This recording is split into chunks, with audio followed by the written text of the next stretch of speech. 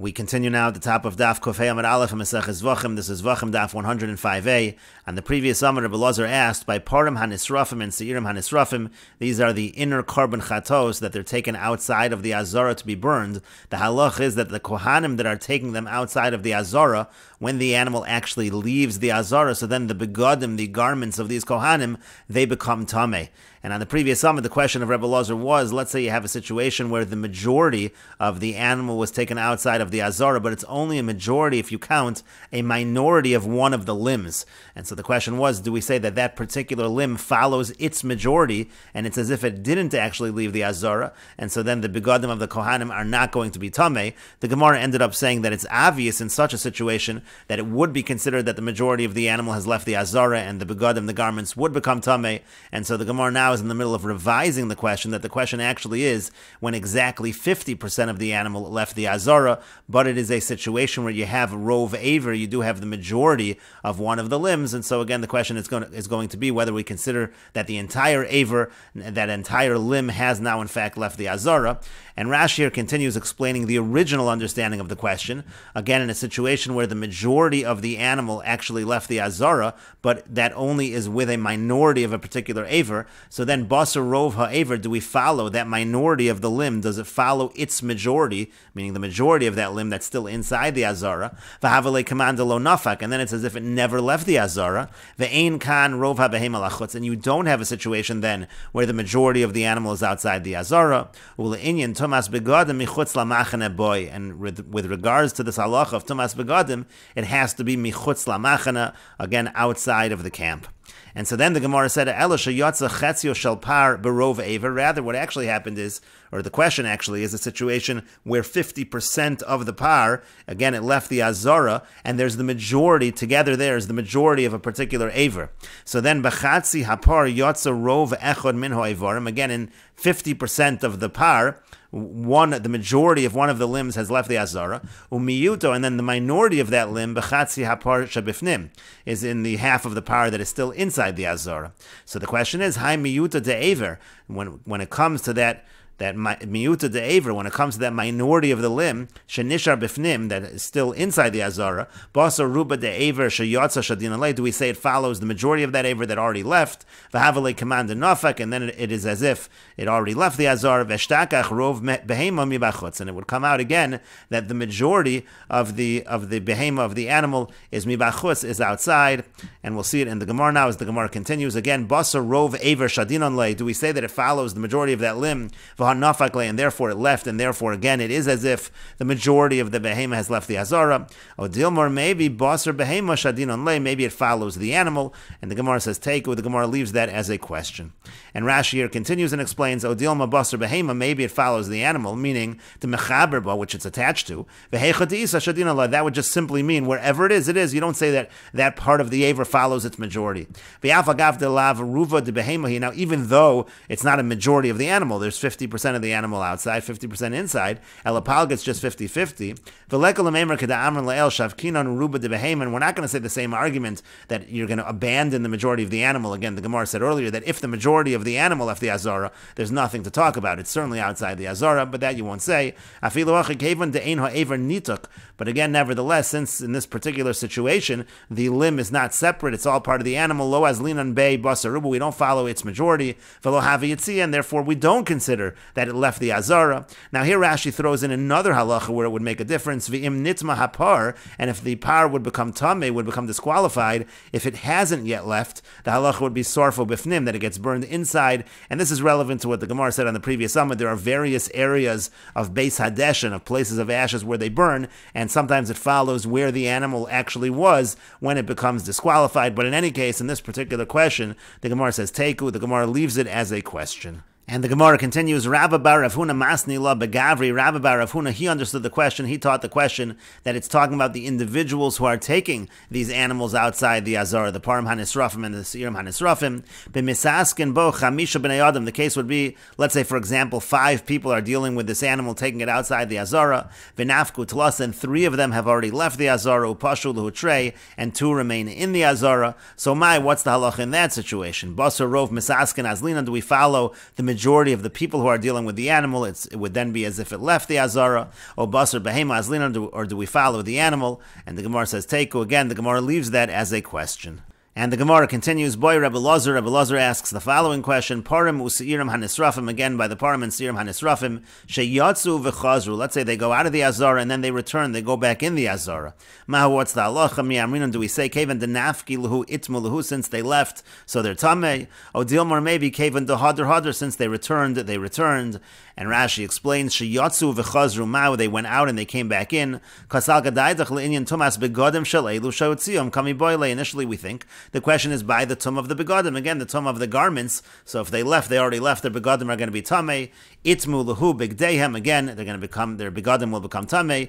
Or maybe not. Kevan hadar v'havelu kamisha lo yatzu. Since they returned. It's as if they never left. And so essentially, retroactively, we will say that the begodim, the garments, are not tamei. And the Gemara continues, Amar Rabbi Abba bar Mamul says, Tashma, come and hear a proof from our Mishnah.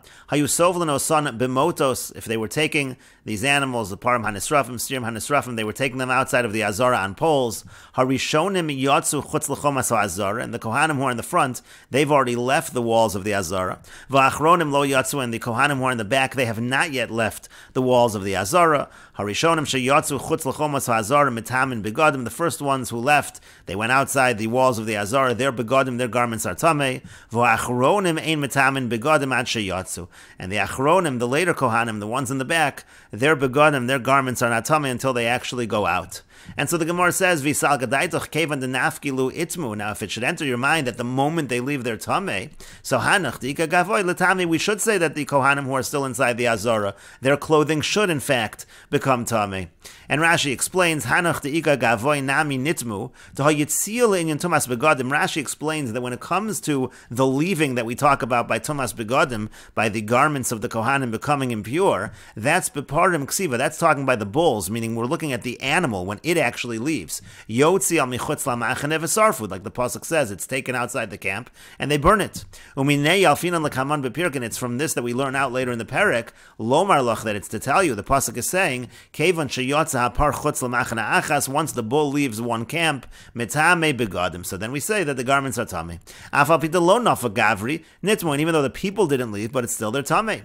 Elalav mishum damrin. And rather, is it not because we say the hadar, we say that if they return, they return. In other words, the only way to explain this part of the Mishnah that the Kohanim in the back are not tamei, their begadim are not tamei, is if we say that if the animal is returned, so then we essentially say retroactively, we say that the begadim are not tamei. That's the only way to explain that, because then already we can say v'chol shekein elu shemuchzarim v'omdin shaharei lo yatzu. Certainly these Kohanim, who it's like they have already been returned because they never actually left. In other words, if we understand that there's a halacha of hadar, that once it returns, then we can at least explain why these Kohanim who are in the back, who have not yet left the Azara, why their begadim are not tamei. And the Gemara continues, Amar Ravina says, V'tizbra is this logical, Habo'ina v'yachar yavo el hamachane v'leko. We need to fulfill the pasuk of v'yachar yavo el hamachane, that afterwards he comes into the camp and we don't fulfill that pasuk.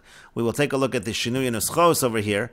The Shinui Nuschos presents an alternate girsa of v'yachar echein yavo. It's a different pasuk. It shouldn't say v'yachar yavo el hamachane, but v'yachar echein yavo el hamachane. V'chein nachon, this is the proper girsa. Tekoya asoref par v'sor shal yom HaKippurim. We are really bringing a pasuk that has to do with the burning of the bull and the higot of Yom Kippur, and we're comparing it to our case of the parim and the sirim hanisrafim. V'ilu kra da'achar yavo, whereas the pasuk of v'yachar yavo el hamachane, that's koya mitzora. That's actually going on a mitzora. It's going on one who has leprosy, and so therefore that's not the proper pasuk.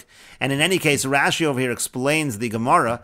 Amar Rava says, again, the girsa that we had was Amar Ravina. Ravina said, V'tizbra is that logical dahachta kamaisi raya milsi. What the Gemara is asking is, are you really bringing a good proof from our Mishnah? Again, the proof from our Mishnah was the fact that the Kohanim in the back, that they are not tamei, and so we tried to prove, therefore it must be that once the animal is returned as well, we view it as if it never left. But is that really a proof? Habo'inon v'yachar yaval amachane, but again, we need to fulfill the pasuk of v'yachar yaval amachane.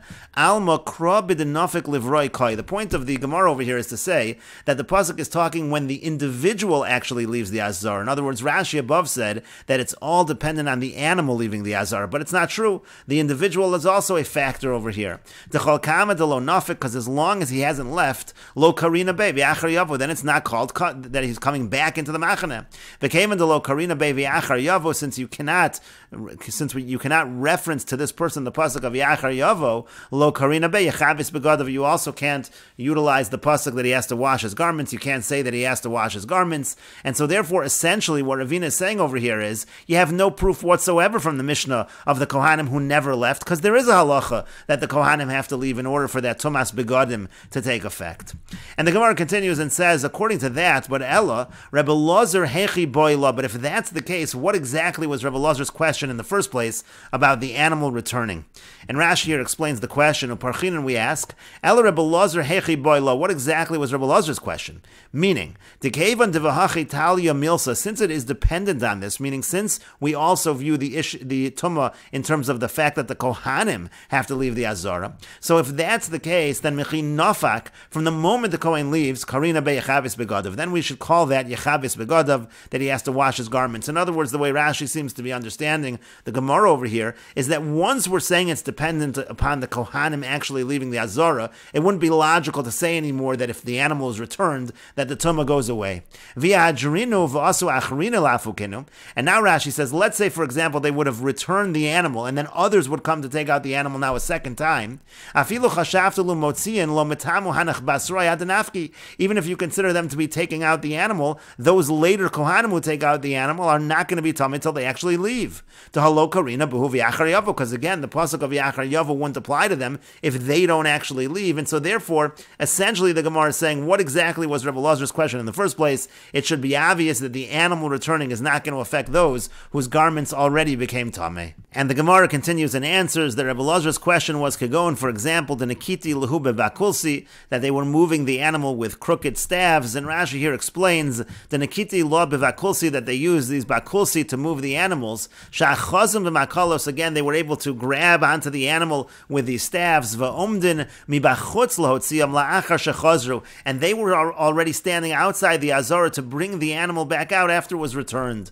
The Kami Boy Lay, and Rebbe Lozer's question was as follows: Mi'amrinan, do we say that Kevan Sheyatzu Chutz LaAzara, since these individuals and the animal already left the Azara, so then Kol Ha'asukim Bohen Mikan Vo'elach, anybody who is dealing with this animal going forward, Chutz LaAzara, who is also outside the Azara, Metam and Begadim, their garments will become Tameh.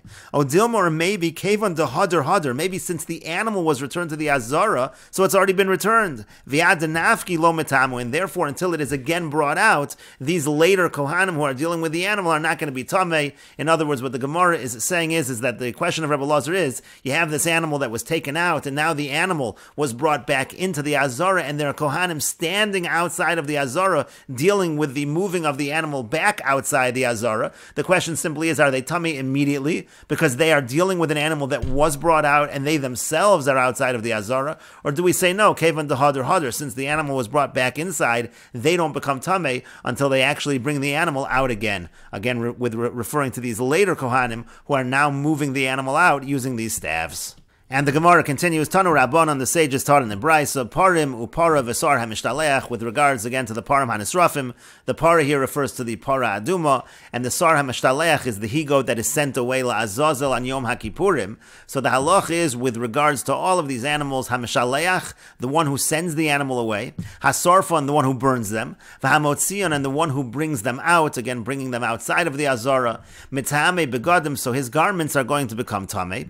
V'hein atzman, now the animals themselves, ein metamin begadim. Let's say they touch garments, they don't make the garments tameh. The garments would have the status essentially of kalim, of vessels. They don't make the begadim tameh. Avol metamin ochlenu mashkin. But if they touch food or drink, then they could make the food or drink tameh. Divrei Rabbi Meir. These are the words of Rabbi Meir. The Chachamim omrim, and the Chachamim say para uparim, when it comes to the para aduma and the parim hanisrafim, metamin ochlenu mashkin, they can make food and drink tameh. But the sar hamishtalech, the he-goat goat that's sent away, eino metame, that is not metame ochlin umashkin, it's not metame food and drink. And why is that different? Shehu chai, because that's an animal that's still alive. When it comes to the para aduma, the param hanisrafim, at this point they are already not alive. But when it comes to sar hamishtalech that's alive, v'achai eino metame ochlin umashkin, a living animal is not able to be metame ochlin umashkin, is not able to be metame food and drink. And Rashi explains, Hasoref para adumo, param hanisrafim, metamin begadim, the one who burns the para aduma and the param hanisrafim, their begadim, their garments become tameh.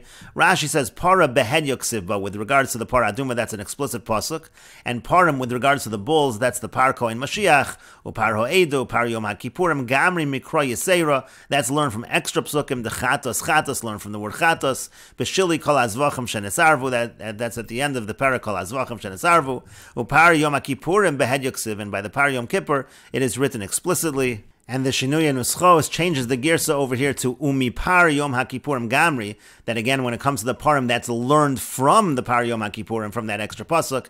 And by Par Yom HaKippurim, it's again Behed Yoksiv, it's written explicitly.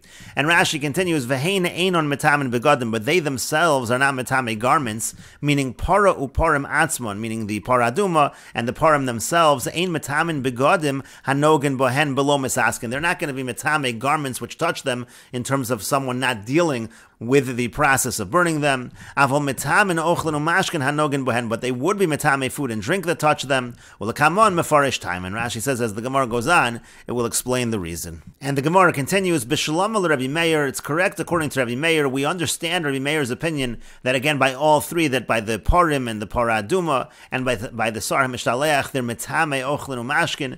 It makes sense, K'detana Dever Rabbi Shmuel, because it follows the Tana Dever Rabbi Shmuel, what was taught in the Yeshiva of Rabbi Shmuel. The Tana Dever Rabbi Shmuel, because it was taught in the Yeshiva of Rabbi Shmuel, Al Kol Zera Zeirua, it talks about on all seeds, it's talking about Tumah over here. Mazuroim, just like the seeds, She'ein Sofon Litame Tumah Chamura, they are not going to cause any strict kind of Tumah. Utzrichen Hechsher, and they need to have some kind of preparation for Tumah. Af Kol She'ein Sofon Litame Tumah Chamura, so too by anything that in the end is not going to have a strict kind of Tumah, we will see Rashi. Tzrichen Hechsher, there needs to be some kind of preparation for Tumah. Yotzda Nivlas Oftar, that excludes the nevela, the carcass of a kosher bird, shesofa litame tumah chamura, in the end it will create a strict kind of tumah. Vein tzricha hechsher, it does not need any hechsher, it doesn't need any preparation. And the point of the Gemara is, we'll see the details in Rashi, but the point of the Gemara is that would apply to the para aduma and the param hanisrafim and the sar mishtaleach. All of them are sofa litame tumah chamura, they're in that category, and therefore ein tzricha hechsher, and since ein tzricha hechsher, since no preparation is needed, that's why they're all metame ochlin umashkin. Ela l'Rabbanan, but according to the Rabbanan who make a distinction between the sar hamishtalech and the para aduma and the parim, so why do they make that distinction? I islahu the Tana Dever Rabbi Shmuel, if they hold like the Tana Dever Rabbi Shmuel, so afilu sar hamishtalech, then the halacha should be true across the board by the sar hamishtalech as well. And Leslie, and if they don't hold of the Tana Dever Rabbi Shmuel, so then afilu paru parim minol, where would they know the para and the parim? How do they know at all that those conduct tumah to ochlin umashkin, to food and drink? And the Gemara continues and answers, Ki Aser Rav Dimi Amar, when Rav Dimi came, he said that Amri b'ma'arava, that they say in the West, they say in Eretz Yisrael, tzrichin hechsher tumah mimakam acher. They need a preparation of tumah from somewhere else. And Rashi explains, Kidatana Dever Rabbi Shmuel, Mazroim Shein Sofan Latami Tumah Chamura, Zroim seeds, they're not going to cause a Tumah Chamura. What does that mean? Kagon Adamu Begadim. The point of the Gemara is, the point of the Tana Dever Rabbi Shmuel is that the Zroim seeds are not able to be metame people or garments. That is a stricter level of Tumah. And Utzrich and Hechsher, they also need some kind of preparation, meaning Davar HaMachshiran Lekabel Tumah. Something needs to prepare them to be able to receive Tumah, to be able to become Tameh. And what's an example of preparation? Could go nesinas mayim. For example, you have to have nesinas mayim. You have to have some water that touches them. That's a preparation. Umaga sheretz, and then touching a sheretz which is tameh, that creates the tumah. Something has to create that tumah. And Rashi continues, Av kol shein sofu l'tamei, so to anything which in the end is not going to create a tumah chamura, could go in shar ochlin, meaning like other foods. The point is, all other kinds of foods, they're not going to create tumah chamura, and so therefore they don't need davar hamachshiron. But the point is, aval hani para uparim v'sar, but when it comes to the par aduma, when it comes to the parim hanisrafim, when it comes to the sar mishtaleach, so hoil v'sofan l'tamei adamu v'gadim. The point is, since in the end they are going to be able to be metamei adamu v'gadim, they're going to be able to be metamei people and garments. Kegon hamisaskin bohen, meaning to say, for example, those who are dealing with the burning process of these items, let's say, so those who are dealing with whatever the procedure is, there's going to be tumah over there, tumas adam, tumas begadim. So then ein tzrichen hechsher tumah. Therefore, they don't need anything to prepare them to conduct tumah again to food and drink, which is what we're talking about. Hilkach metamu mechaim, and the point is, therefore, even when they're alive, they're going to cause tumah. Even though in general living animals don't cause any kinds of tumah, and so the point is over here that automatically they're essentially going to be tamei, and they can cause food and drink to be tamei. They don't need to receive their tumah from somewhere else in order to become tamei. Like let's say by food, it has to have a preparation, water goes on it, and then it gets the tumah from a sheretz. It's not inherently automatically tamei. The point is over here there's an inherent tumah. The fact that those who are misaskin bohem, that they become tamei, that you have a tumas adam, you have a tumas begadim, therefore we say also there's an inherent tumah over here. It doesn't need any kind of preparation, and it's metame ochlin umashkin. That all makes sense according to Rabbi Meir. Elul Rabbanan, but according to the Rabbanan, idi islahu the Tana Devei Rabbi Shmuel, if they hold of the Tana Devei Rabbi Shmuel, so hafilu sar mishtaleach, then it should be true even by the sar mishtaleach. The sar mishtaleach is no different than the par aduma. It's no different than the par hanisrafim. It is something which in the end is going to cause through a procedure a tumah chamura, and therefore it should have some kind of inherent tumah. And v'i leslu the Tana Devei Rabbi Shmuel, if they don't hold of the Tana Devei Shmuel, so paru par minalu. So where do you know that there's an inherent tumah by the par aduma and by the parim hanisrafim? Harei tahorin, they're pure. V'lo nemra behen tumah elul misaskin bohen. The only tumah that we know about them is by those who are dealing with the procedure. And the Gemara says, Amri b'ma'arava, they say in the West, shrichen hechsher tumah mimakam acher. The real way to understand the Tana of Rabbi Shmuel is that it needs a hechsher tumah from another place. What does that mean?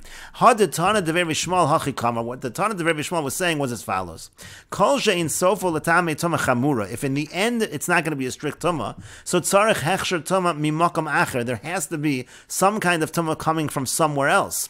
Sheyiga b'sheretz o b'nevela. It has to touch a sheretz. It has to touch nevela. V'lo sheyitamu me'elav. It's not going to have an inherent tumah, as we said. Aval misha sofo l'tamei tumah chamura. But if something is going to, in the end, cause tumah chamura, like our cases, ein tzarech liga b'tumah. It doesn't need to touch anything tamei. U'metami tumas ochlin me'elav, and it's going to automatically cause food to be tamei. Kigon para uparim. That is true again, for example, by the par aduma and by these parim hanisrafim. But what's the answer? Why is the sar hamishtaleach different? Because aval chazi l'tumah mios ba'alma ba'inam. But you need it to be something that is fit for tumah. V'lo ba'alei chayim. It can't be living animals. D'lo eshkechon bebehemos ba'alei chayim metam. We don't find that living animals are able to be metame. And the Gemara continues, Boy Rebbe Lazar asks the following question, Parim u'seirim hanisrafim, by the bulls and the he-goats that are burned, Mahu she'itamu ochlinu mashkin bifnim, are they metame food and drink if they're still inside the Azara kibachutz, just like they're metame them when they're outside the Azara? And the Gemara continues and explains the question, Mechusar yitzia k'mechusar ma'isa dami, do we say that if it is lacking going out, it hasn't yet left the Azara, that's the same as missing the needed action, lo or not? And the Gemara says to that, Basar Debai, after he asked the question, Hadr Pasha, then he answered the question, Mechusar yitzia k'mechusar ma'isa dami, that again, if it's missing going out, it is in fact considered missing the necessary action. And Rashi explains, Ma'u sheyatamu bifnim ochlin umashkin, if they're in the Azara, are they metame food and drink? Hoel v'adayin lo higiu lios metame tumah chamura. At this point, they haven't reached the appropriate time when they actually are metame tumah chamura, because that only happens when they leave the Azara. So then lo metamu tumah kala. Maybe we say they're not metame the more lenient, the lighter kind of tumah. O dilma, or maybe hoel v'sofon latame, since in the end they will be metame tumah chamura l'kashayatsu when they go out. So metamu. So maybe they in fact do cause that tumah kala, the lighter kind of tumah. And the Gemara continues, Boy minei Rabbi Abba bar Shmuel mi Rabbi Chia bar Abba. Rabbi Abba bar Shmuel asked Rabbi Chia bar Abba the following question: Nivlas oftar. If you have a nivlas oftar, that's a kosher bird, the nevela of a kosher bird. Again, the nevela of a kosher bird, it's normally mitami bebeis habliya when the person swallows it. So the Rabbi Meir, according to Rabbi Meir, mao sheyatama bekazayis. What's the halacha in terms of causing that tumah? Talking here about the tumas ochlin umashkin bekazayis. If it is just the shear of a kazayis, normally that tumah, the tumah is caused through a kibetza, through the size of an egg, and so the question here is, does it cause that tumah at the smaller shear? And the Gemara continues and elaborates, the machtal yara. Now, if it's on the ground, loti boilach, that's not a question. And denaked bepume, let's say it's in the person's mouth, loti boilach, that's also not a question. Kiti boilach denaked le biyade. The whole question is if it's in the person's hands. Mechusar kareva k'mechusar ma'asadami. Do we say that if it's still lacking because it's not yet close to the mouth, so it's missing the necessary action, low or not? And Rashi explains the question, Nivlas oftar metame tumah chamura bebeis habliya bekazayis. When it comes to the nevela, the carcass of a kosher bird, so it does cause tumah chamura, as we said, when it's actually bebeis habliya, when it's being swallowed, and there the shear is a kazayis. And so mao sheyitmal Rabbi Meir. Now Rashi says this question is particularly according to Rabbi Meir. Does it cause tumah ochlin umashkin bekazayis? Does it cause that tumah of ochlin and mashkin bekazayis? Now why is it a question only according to Rabbi Meir? Again, Rabbi Meir and the Rabbanan, they really only argued by the Sar HaMishtalech, that living animal. And Rashi explains, the Rabbanan lo tiboilach. It's not a question according to the Rabbanan. The Amri midi de chazi lo tumah bo'inan, because they say it has to be something that is at least fit for tumah. Uvikazayis ein lazu tumah ela bebeis habliya, and at the shear of a kazayis there is no tumah except for the beis habliya, again when it's being swallowed. Avol le'inyan magal leka shear of a kazayis. When it comes to touching, the shear kazayis is not the proper shear. Ela Rabbi Meir, but according to Rabbi Meir, the Amr who says kol shasofo latami tumah chamura, as long as in the end it's going to cause tumah chamura, that strict tumah, ein sarich ru'uya l'tumah, you don't need it to be fit for tumah. So mao shetitma bekazayis meila. So that's the question. Again, does it cause tumah if it's just the shear of a kazayis? And Rashi continues, the machta alara lo tiboilach. If it's on the ground, it's not a question. The lo metame. If it's on the ground, it's not a question. It's not going to be metame. To ha'akati lo huga l'sof tumah chamura, because at this point it hasn't yet gotten to the status of sof tumah chamura, that in the end it's going to cause tumah chamura. Because shema lo tikonis lebeis habliya liola. Maybe it'll never get into the person's mouth to be swallowed, and so therefore that's not a question. And denakat bepume lo tiboilach. If it's already in the person's mouth, it's also not a question. Timhayu ochlem acherim l'soch piv, if there's other food in his mouth, mitamasan, it's going to cause them to be tameh. Because it has reached tumah chamura at that shear, at that measurement. Kiti boilach, when is it a question? And we will continue with this discussion in the next video on Daf 105a Amid Beis.